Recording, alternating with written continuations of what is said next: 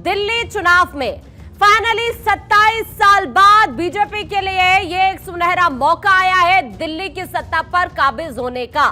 आपको पता है दिल्ली चुनाव में बीजेपी की प्रचंड जीत हुई है। बीजेपी मुख्यालय में बड़े जश्न की तैयारी इस वक्त चल रही है। प्रधानमंत्री नरेंद्र मोदी अब से कुछ देर बाद यानी 5:30 बजे बीजेपी दफ्तर पहुंचेंगे। बीजेपी कार्यकर्ताओं को यहां पर प्रधानमंत्री नरेंद्र मोदी संबोधित करने वाले हैं। 27 साल बाद स्पष्ट बहुमत हासिल किया है बीजेपी ने दिल्ली के अंदर। आपको बता दें टेली के जरिए आप देख रहे हैं 48 ऐसी सीट्स है जहां पर बीजेपी बढ़त बनाए हुए है और उधर आम आदमी पार्टी की अगर हम बात करें मात्र 22 सीटों पर आम आदमी पार्टी आगे। देखिए जो टॉप ऑर्डर के नेता आम आदमी पार्टी के हमने देखा कि किस तरह से अपनी अपनी सीट पर पिछड़ गए। हालांकि सिर्फ एक आतिशी ही रही हैं जिन्होंने अपना विकेट बचाया, लेकिन दूसरी तरफ जश्न की तस्वीरें सामने आने लगी है। बीजेपी की हम बात करें दिल्ली की तो अलग अलग इलाकों से जो कार्यकर्ता हैं वो जश्न मनाते हुए एक दूसरे को मिठाई खिलाते हुए नजर आ रहे हैं।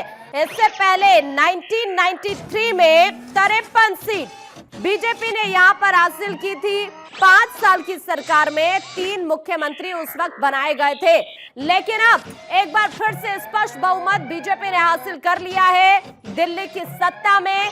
अब हालांकि सभी के जहन में सवाल यही है कि कौन होगा दिल्ली का मुख्यमंत्री। क्या कोई सरप्राइजिंग चेहरा या फिर जो एक लंबी लिस्ट है जिसमें कई बड़े चेहरों के नाम हैं, उन्हीं में से पार्टी किसी को दिल्ली का मुख्यमंत्री बनाती है। ये देखिए धीरे धीरे करके अलग अलग जगहों से तस्वीरें सामने आ रही हैं। हालांकि अब से कुछ देर बाद प्रधानमंत्री नरेंद्र मोदी पार्टी हेडक्वार्टर पहुंचेंगे और वहां पर कार्यकर्ताओं को संबोधित करने वाले हैं। तो दूसरी तरफ मायूसी पूरी तरह से आम आदमी पार्टी के बीच यहां पर नजर आ रही है। देखिए कई हॉट सीट हम देखें, नई दिल्ली सीट की अगर हम बात करें प्रवेश वर्मा 30,000 से ज्यादा वोट यहां पर उन्हें मिले हैं।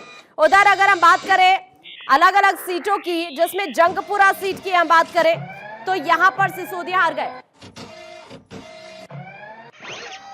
और इस वक्त हमारे सहयोगी गौरव मिश्रा हमारे साथ बीजेपी ऑफिस से जुड़ रहे हैं। गौरव क्या हालचाल इस वक्त वहां पर, जल्दी से बताइए। कुछ देर बाद प्रधानमंत्री पहुंच रहे हैं वहां पर।